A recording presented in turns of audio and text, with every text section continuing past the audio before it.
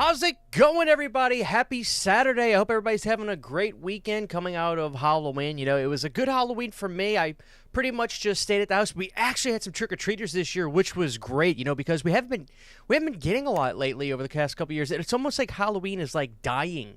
Like, it's not, but at the same time, the essence of the real true spirit of a holiday is dying. But there was a glimmer of hope this year. You know, we had kids come by. I was super generous with candy with them. If they came by the house, they left with damn near a pound of candy each. I gave them, you know, Reese's, Snickers, Twixes, those Oreo Halloween double packs I've been tearing up. I took care of all the kids. So the kids came by. They were treated like kings when they came to my house. So what did I do on Halloween? I watched a couple of movies. We watched The House is October Built, which was pretty fun. We watched a couple other movies, but the night was ended off perfectly. I'm going to be doing a deep dive video on this, a movie called Humanoids from the Deep. Yeah, I really tried to pay tribute to Roger Corman this year since he just passed away. Who doesn't love Roger Corman? So Humanoids from the Deep, we're going to be talking about that movie very soon because it's one of the best movies you might not have ever seen. With that being said, guys, we're talking about today's new 4K review, and that is Shocker. Shocker is a movie that was made by Wes Craven, kind of ripping off himself a little bit, but the thing about Shocker that's so cool is it's really a movie that was produced by music people. I mean, this movie was produced by Shep Gordon. If you don't know who Shep Gordon is the manager for a lot of bands, most notably my favorite artist of all time, Alice Cooper.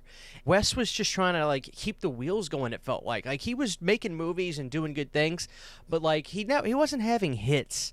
And Shocker was a movie, I don't even know if you would call this a hit. I can't even remember how well it did in the theater back then.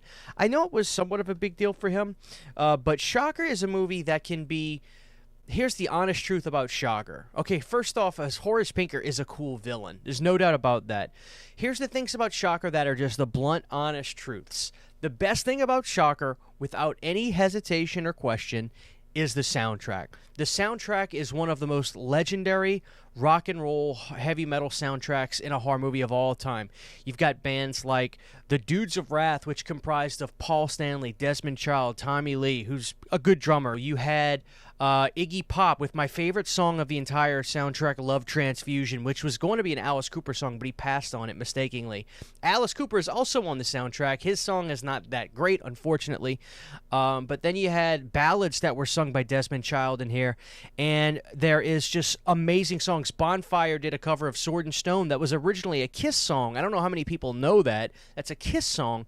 I really hope that demo gets released one day from Kiss because I've heard it and their version is stupendous. Nothing tops the Kiss version, but Bonfire did a good version of this. Soundtrack to Shocker is the reason to watch Shocker. When you hear the Shocker song from the Dudes of Wrath kick in the beginning of this movie, you will fall in love with it hook, line, and sinker because it's that damn good. But the thing about Shocker is it a great movie? The truth is no. Is it a good movie? The answer is yes. I think that Shocker is, in fact, a good movie. But here's the thing about Shocker. The opening scenes of Shocker are kind of 10 out of 10. When you first learn about Horace Pinker, and there's a scene where the star of the movie, who's the high school kid, has the dream about him, and it's this killer on the loose. Nobody knows who it is, and he bugs his dad. He's like, Dad, I saw this guy. And they go to track him down at his TV repair shop. Your hair on the back of your neck will stand up because of how intense and great it is. If the movie was like that the whole way through, we would be looking at Shocker as one of the best horror movies of the decade. But Shocker is faulty on a couple levels. Shocker is a little too long.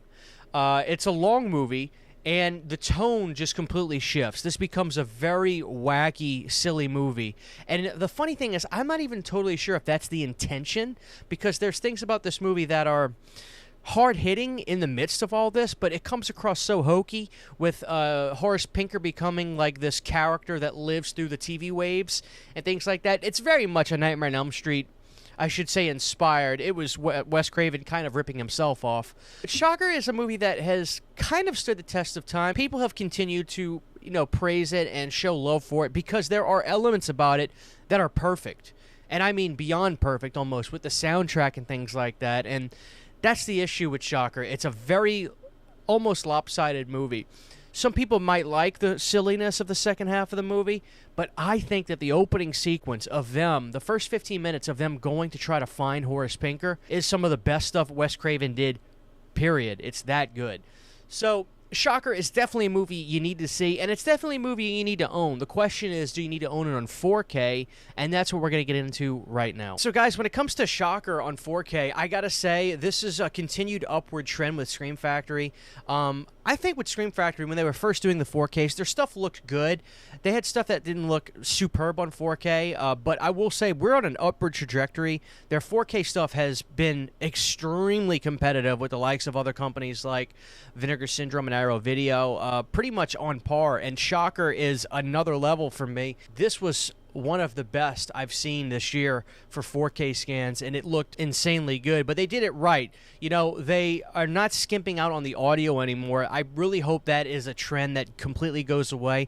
We were seeing Scream Factory do 4Ks where they were, you know, doing 4K scans, but it was just 5.1s and stuff. And now that I have a better soundbar, I think I told you guys this, I have a Dolby audio system in the living room. Holy shit.